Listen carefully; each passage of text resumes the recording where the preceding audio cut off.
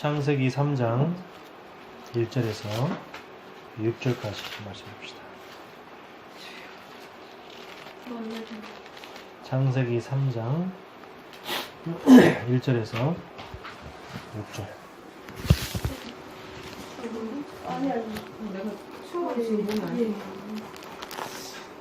같이 읽겠습니다. 그런데 뱀은 여호와 하나님이 지으신 들짐승 중에 가장 강교하니라. 뱀이 여자에게 물어 이르되 하나님이 참으로 너희에게 동산 모든 나무의 열매를 먹지 말라 하시더냐. 여자가 뱀에게 말하되 동산 나무의 열매를 우리가 먹을 수 있으나 동산 중앙에 있는 나무의 열매는 하나님의 말씀에 너희는 먹지도 말고 만지지도 말라. 너희가 죽을까 하노라 하시느니라. 뱀이 여자에게 이르되 너희가 결코 죽지 아니하리라. 너희가 그것을 먹는 날에는 너희 눈이 밝아져 하나님과 같이 되어 선악을 알 줄 하나님이 아심이니라. 여자가 그 나무를 본즉 먹음직도 하고 보암직도 하고 지혜롭게 할 만큼 탐스럽기도 한 나무인지라. 여자가 그 열매를 따먹고 자기와 함께 있는 남편에게도 주매 그도 먹은지라. 아멘. 지금 오늘 이 창세기 3장 1절에서 6절의 말씀은 우리 인간의 근본 문제가 어디서부터 시작됐는지 그것을 자세하게 설명하고 있습니다. 많은 신학교에서 창세기는 하나님의 말씀이 아니고 신화다, 실제 있었던 일이 아니고 신화다, 이렇게 가리키는 그런 진화론을 믿는, 창조론을 믿지 않고 진화론을 믿고 진화론을 가리키기 때문에 이 창세기는 신화다라고 말하는 그런 신학교도 있는데, 그렇게 했다가는 큰일 나는 거죠. 그러니까 지금 신학교가 점점 이상해지고, 동성애 그 퀴어 축제 같은 데 가보면 신학교에서 신학교 깃발 있는데 그게 동성애 동아리, 그러니까 동성애 동아리에 있는 신학생이 만약에 나중에 목사가 됐다 그러면 그 교회 성도들에게 동성애가 나쁜다, 자기가 동성애자인데 동성애 나쁘다 이런 말 하겠어요? 절대 안 하겠죠. 오히려 동성애를 갖다가 인권이라는 이름으로 포장해서 옹호하겠죠. 네, 그래서 우리는 하나님의 말씀을 진짜 말씀으로 믿어야지, 말씀을 자기의 생각으로 판단해가지고 에이 이게 어떻게 말이 돼 이렇게 하면 큰일 나는 겁니다. 하나님의 말씀은 말씀 그대로 우리가 이제 믿어야 되는데, 이번 주 강단 말씀 한번 보면은 뭐가 제일 중요하냐, 응답이 중요한 게 아니고 영적 상태가 중요합니다. 영적 상태. 그래서 내가 어떤 어려운 문제 있을 때 감사할 수 있고 찬송할 수 있다면 이거만큼 중요한 게 없습니다. 우리는 왜냐하면 그동안 살아왔던 우리의 삶의 방법식이 있기 때문에 자꾸 원망하기도 하고 불평하기도 하고 아니면 걱정하고 염려하고 불안해하고, 그런데 그런 예틀에서 벗어나서 감사와 찬송. 왜? 하나님은 우리와 함께 하시고 나는 하나님의 자녀다. 그래서 감사 찬송할 수 있기 때문에 말씀을 묵상하는 겁니다. 말씀을. 저는 어제 아침에 그 성경 읽다가 마귀가 예수님을 시험하는 그 장면을 보면서 지금도 똑같이 마귀는 우리를 시험하고 있다. 그거를 우리 목회자들에게 대입시켜서 어제 제가 우리 봉사단 예배 때 그걸 설명했거든요. 그러니까 우리가 말씀을 묵상할 때, 말씀을 읽을 때 이 말씀을 나에게 적용하는 게 제일 중요해요. 성경을 읽어도 성경 말씀을 나에게 적용을 시키는 게 중요하고, 말씀을 들을 때도 그 말씀을 나에게 적용하는 게 중요합니다. 그래야지 내가 변화가 되어집니다. 그러면 묵상하면서 하나님께 집중하면 하나님이 네 영혼을 강하게 하신다고 했어요. 하나님이 영혼이 강하게 하니까 얼마나 감사합니까? 치유가 되어지고 서밋이 되어지죠. 그러면 모든 사람의 구원받은 사람이든 못 받은 사람이든 모든 사람의 미래를 다 알게 되어진다. 예. 우리가 진짜 영적 상태가 어떠냐에 따라서 그 사람의 미래가 바뀌잖아요. 자, 이렇게 되어지면 두 번째, 이제 하나님의 나라가 임하게 되는데 뭘 알게 됩니까? 시간표를 알게 되죠. 아, 내가 뭘 해야 될 것인가? 왜? 이게 영적 상태가 바뀌니까. 내 영적 상태가 바뀌니까 영적 상태를 바뀌기 전에는 이 시간표에 대해서 잘 몰랐는데 영적 상태가 바뀌니까 시간표를 볼 수 있는 영안이 열려지는 거죠. 그래서 영적인 눈이 열려지기 때문에 시간표를 볼 수 있게 되어지고, 그 다음에 로마서 12장 19절에 보니까 원수가 없는 것은 아버지께 따랐어요. 하나님께 따랐습니다. 그러니까 우리는 뭐요? 하나님께 다 맡기는 거죠. 하나님이 우리의 모든 것을 다 책임지시기 때문에 하나님께 맡긴다. 그러면 하나님이 다 갚으신다. 이렇게 되어지면 이제 뭐죠? 하나님 우리에게 보상하신다는 것을 알게 되어집니다. 뭘 할까요? 모든 것은 결국은 그 사람이 지금은 못 깨달아도 언젠가는 깨닫게 된다는 거죠. 내가 이거 잘못했다. 내가 틀린 선택했구나. 이런 걸 언젠가는 이제 알게 되는 거죠. 깨닫는 그런 시간표가 온다. 그리고 나를 어렵게 했던 사람도 언젠가는 그 사람이 어떻게 깨닫는 시간이 와요. 내가 그 사람을 어렵게 했구나. 힘들게 했구나. 마음 아프게 했구나. 못을 박았구나. 마음의 못을 박았구나 하는 것을 갖다가 깨닫게 하는, 그 본인이 또 깨닫는 그런 시간표가 분명히 와요. 그러면 아무것도 걱정할 필요 없죠. 자, 그래서 하나님은 언약 가진 자 중심으로 세상을 움직이신다 그랬어요. 언약 가진 자 중심으로. 이 세상의 주인이 누구냐? 언약 가진 자예요. 여러분이 이 세상의 주인입니다. 그래서 하나님은 다른 것으로, 또 때로는 그것이 필요 없으면 더 좋은 것으로 하나님은 보상하십니다. 더 좋은 거 다른 것이 뭘까요?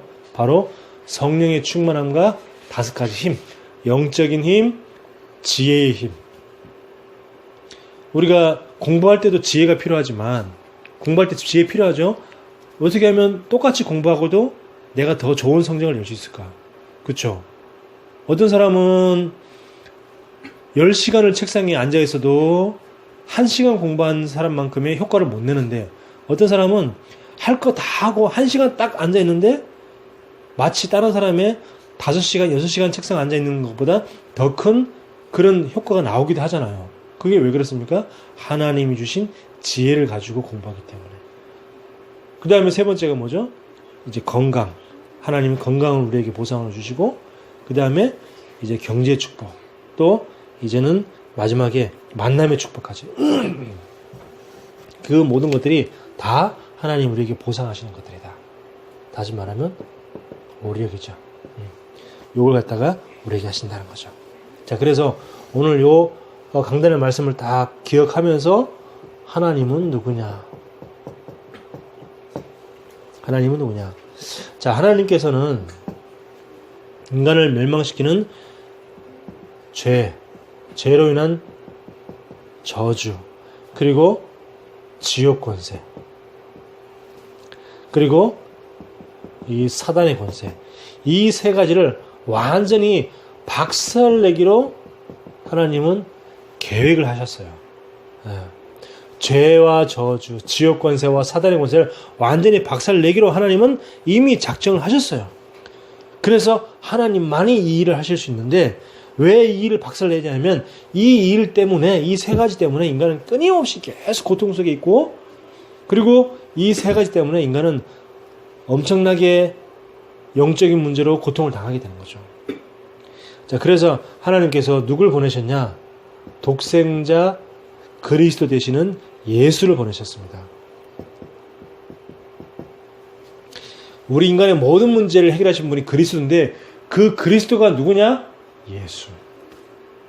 자, 이 놀라운 이 비밀을 우리에게 계속해서 구약에서부터 지금까지 계속 이걸 계속 말씀하셨어요. 자, 그 구약은 뭐냐면 앞으로 오실 그 그리스도를 갖다가 오실 것이라는 그 그림자예요. 그림자. 예수님이 이 땅에 오실 것이다 하는 그 그림자를 갖다가 나타내는 것이 뭐냐? 그게 바로 구약이고 신약은 뭐죠? 그 실제죠. 실제 성취되어진 거. 그래서 태초에 아담에게 주신 그 복음이 뭐냐? 바로 창세기 3장 15절의 말씀, 여자의 후손이 뱀의 후손의 머리를 상하게 할 것이다. 이 언약을 딱 주셨습니다. 처음부터. 그죠? 이 그리스도 되신 예수님을 갖다가 여자의 후손이라는 딱 그림자로 딱 우리에게 붙인 거죠. 아담 하와에게. 자, 노예가 되었습니다. 이스라엘 백성이 하나님을 믿는다고 하면서 노예가 되었습니다. 이 노예가 주신 이 이스라엘 백성에게 주신 하나님의 말씀이 뭐냐?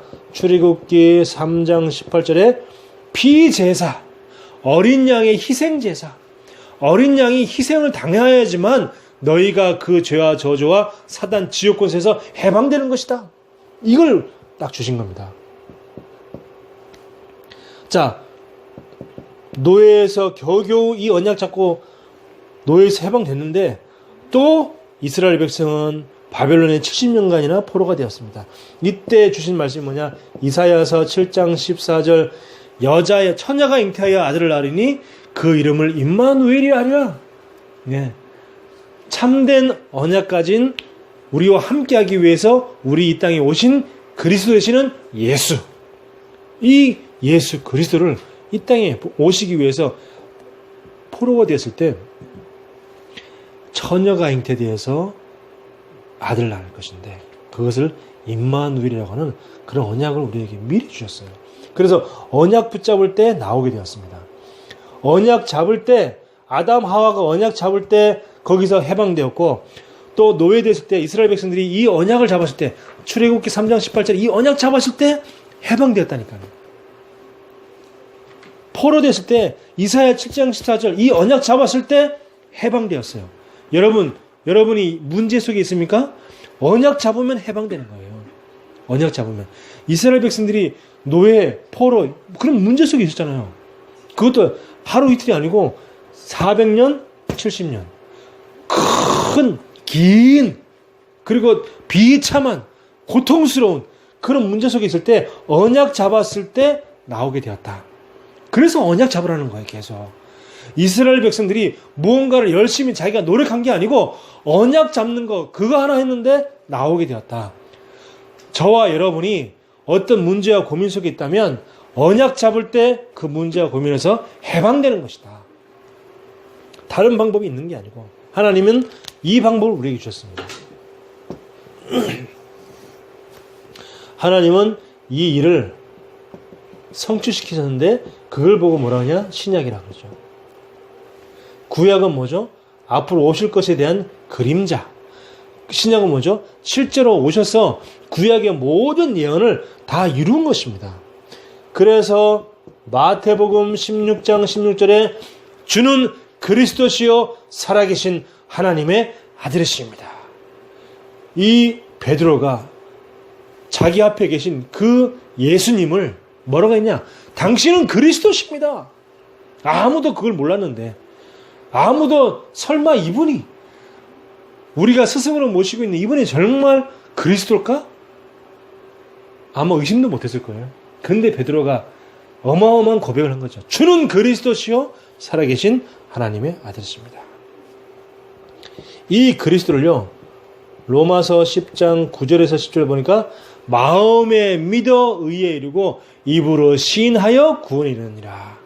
이 그리스도를 진짜 마음에 믿고 입으로 시인하는. 그래서 요한복음 1장 12절에 영접하는 자 곧 그 이름을 믿는 자들에게는 하나님의 자녀가 되는 권세를 주셨다. 그랬고요. 그러면서 하나님 자녀였을 때 어떻게 됩니까? 영접했을 때는 고린도전서 3장 16절에 하나님이 우리에게 성령을 우리에게 주셔서 우리가 성전되게 하신다고 분명히 말씀하셨습니다. 저와 여러분은 성령이 우리 안에 들어와 계세요. 그래서 완전 성전이 되었고요. 또 로마서 8장 2절에 생명의 성령의 법이 우리 안에 들어와 있는 그 생명의 성령의 법으로 인해서 죄와 사망의 법에서 너희를 완전히 해방하였습니다. 완전히 우리는 해방받은 겁니다. 이게 바로 그리스도께서 이 땅에 오셔서 우리의 모든 문제를 다 해결하신 그 성취죠. 자, 그러면은 이 십자가 사건은 뭐죠? 한마디로 말하면 하나님의 사랑이다. 이 십자가 사건은 뭐야? 하나님의 사랑이에요. 하나님이 우리를 향한 그 깊은 그 사랑이 뭐냐? 우리에게 아플 때 감기 낫게 해주고, 그게 하나님이 우리를 향한 사랑이 아니고, 내가 지금 당장 돈이 떨어졌는데 돈 내려주고 뭐 로또 당첨되고, 그게 하나님의 사랑이 아니고, 그 어떤 것 로또 당첨돼도 몸이 안 아프고 아무리 건강해도 도저히 해결할 수 없는 그 인간의 문제를 우리에게 해결하시기 위해서 그 하나님의 사랑을 우리에게 나타내 보이셨는데, 그게 뭐냐? 바로 십자가 사건이에요. 그럼 얼마나 감사합니까? 그렇다 그러면 우리는 뭐만 하면 되냐? 갱신. 나를 바꾸는 거죠. 나를 새롭게 하는 갱신. 어떻게 하면 우리가 갱신된다 그랬죠? 예틀이 보여야지. 예틀이 보이면 예틀을 벗어나고 새 틀을 세울 수 있습니다. 예틀이 보이지 않으면, 내게 있는 예틀이 보여야지, 내게 있는 예틀이 보이지 않으니까 계속 그 예틀 속에 머물러 있는 거예요. 그래서 내게 있는 예틀이 보이면 나는 새 틀로 옮겨갈 수 있는 것이다.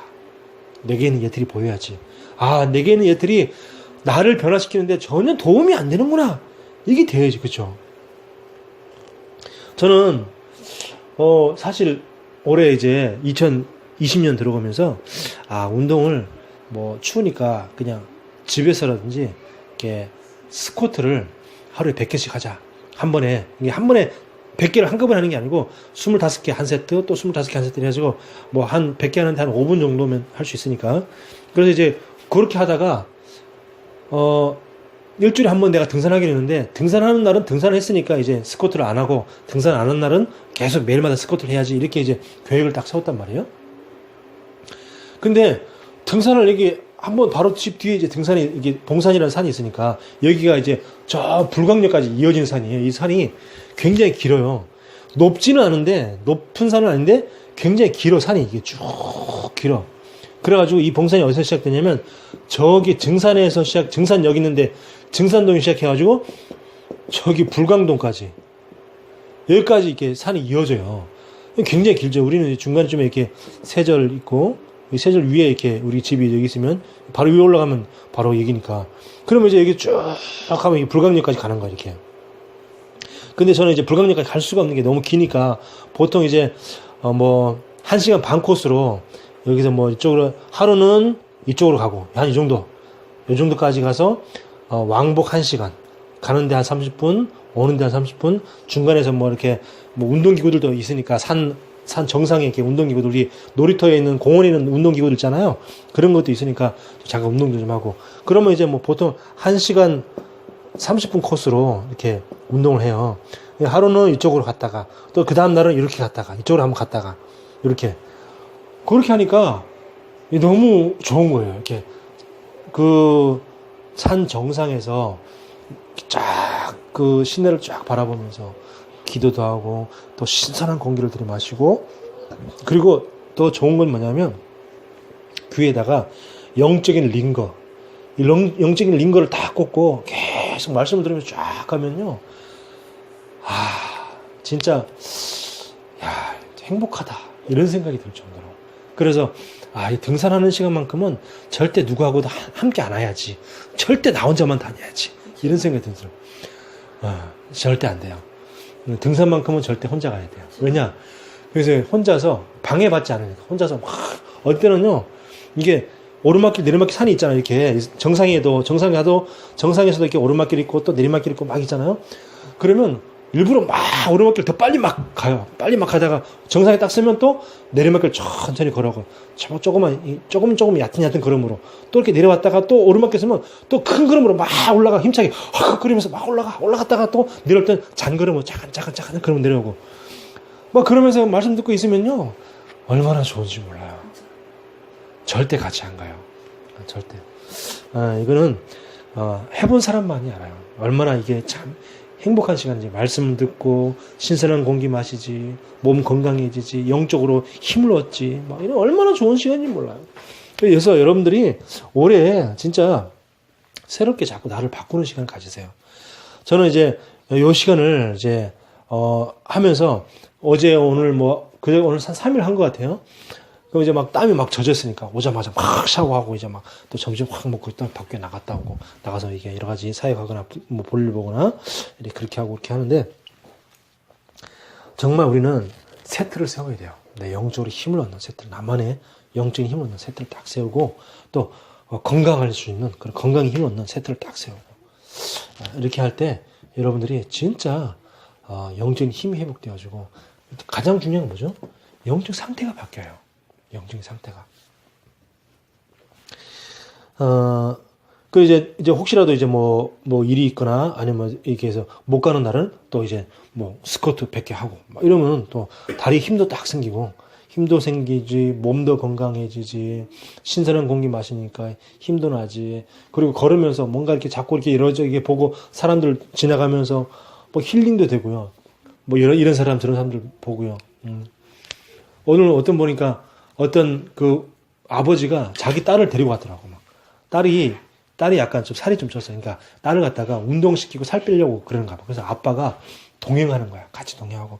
이제 막 가다가 중간에 정자 같은데 의자 같은데 딸이 막 힘들어 쉬고 있으면 아빠가 같이 옆에서 앉아서 기다렸다가 또 이제 조금 이제 힘이 생기면 또 좀 쉬었으면 또 딸 데리고 이렇게 붙잡고 가고. 딸이 보통 제가 보니까 한 고등학생 이제 지금 우리가 고등학생 아니면 뭐 20살, 갓 20살 한 이 정도 된 것 같아요. 근데 이제 딸이 좀 이렇게 살을 좀 쪘더라고. 그래서 저렇게 딸을 사랑하는 마음으로 저렇게 아버지가 딸을 위해서 저렇게 함께 걸어주고 참 좋아 보이더라고요. 같이. 네. 아무 말도 안 하면 같이 갈 수 있어요. 말 안 해. 아무 말도 안 하고 내가 막 빨리 걸어갈 때 뭐 같이 가요 이런 말도 하지 말고. 자, 그리고 우리 성경 한번 찾아봅시다. 마태복음 27장 21절에서 23절. 우리는 사람을 살려야 돼요. 살리는 자. 우리 마태복음 27장.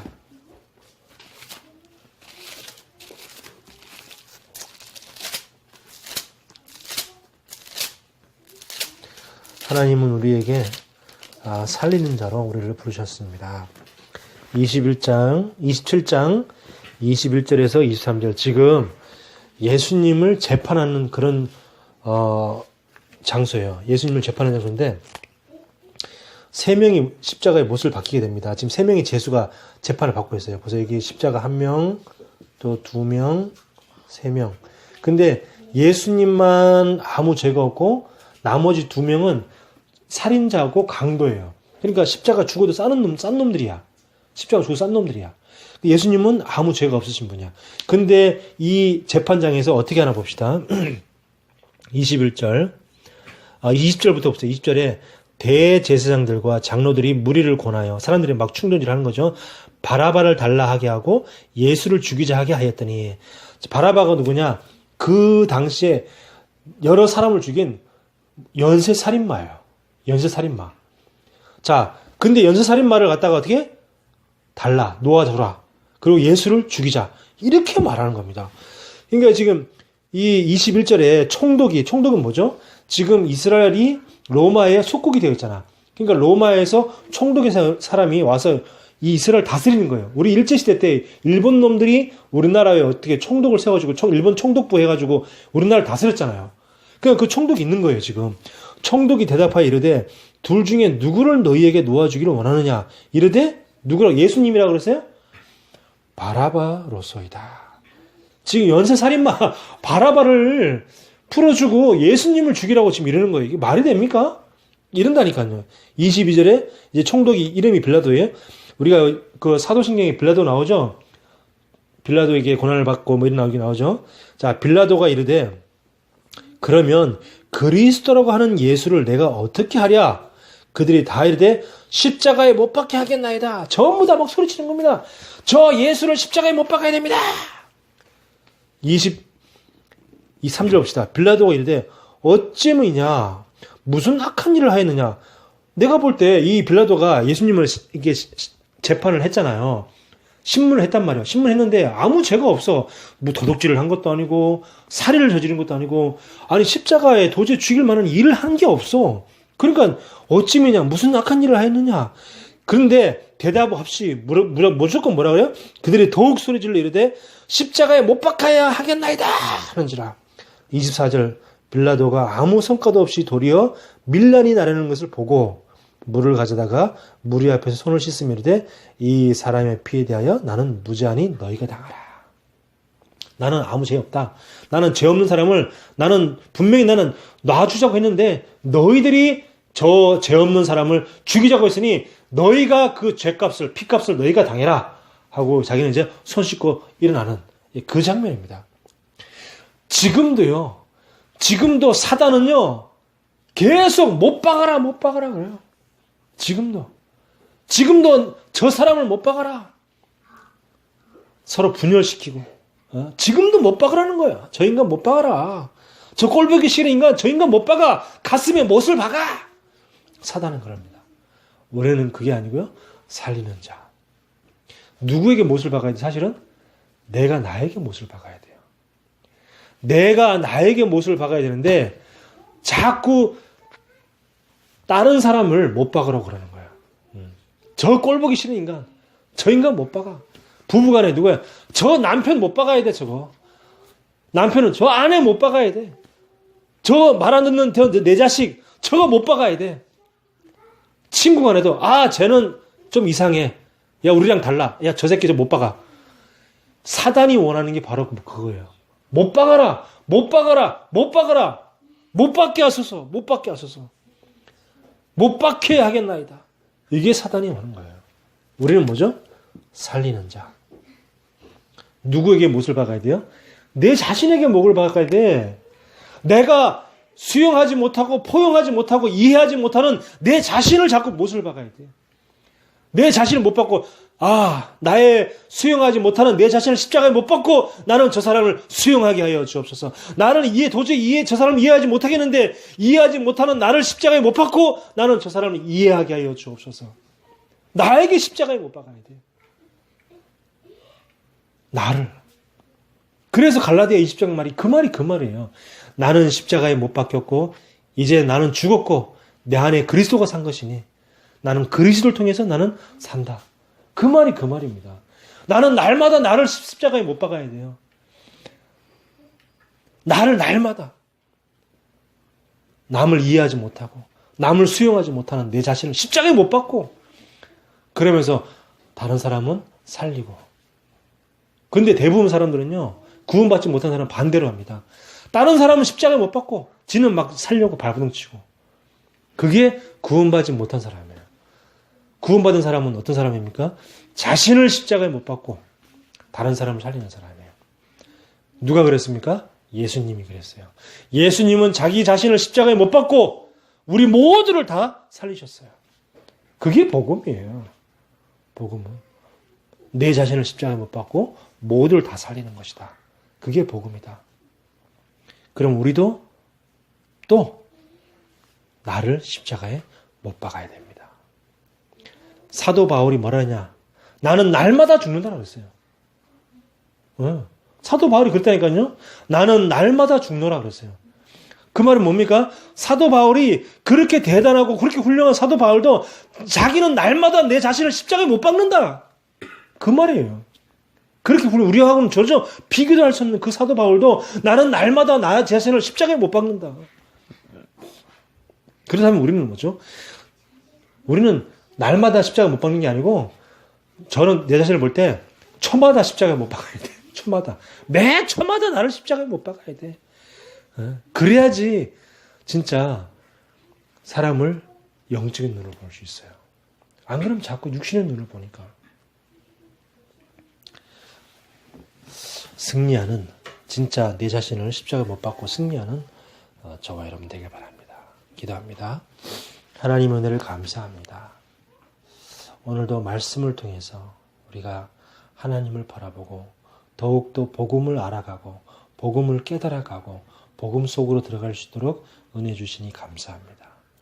하나님, 정말 복음을 바로 깨달은 사람은 나를 날마다 십자가에 못 박고 다른 사람을 살리는 사람인데, 하나님, 우리는 내 자신은 못 박지 아니하고 나하고 맞지 않는 사람, 내가 싫어하는 사람을 날마다 못을 받고 있지는 않은지 우리를 돌아보게 됩니다. 하나님, 날마다 내 자신을 못 받게 하여 주시고, 그래서 내 안에 그리스도가 살아가게 하여 주옵소서. 내 안에 그리스도가 죽고 내가 살아가는 것이 아니고 내가 죽고 내 안에 그리스도가 날마다 살아나는 그런 역사가 있게 해 주시옵소서. 그런 세트를 세우게 하여 주옵소서. 예수 그리스도 이름으로 기도하옵나이다. 아멘. 하늘에 계신 우리 아버지여, 이름이 거룩히 여김을 받으시오. 나라의 마옵시며 뜻이 하늘에서 이루어진 것 같이 땅에서도 이루어지이다. 오늘날 우리에게 일용할 양식을 주옵시고 우리가 우리에게 죄 지은 자를 사하여 준 것 같이 우리 죄를 사하여 주옵시고 우리를 시험에 들게 하지 마옵시며 다만 악에서 구하옵소서. 나라와 권세와 영광이 아버지께 영원히 있사옵나이다.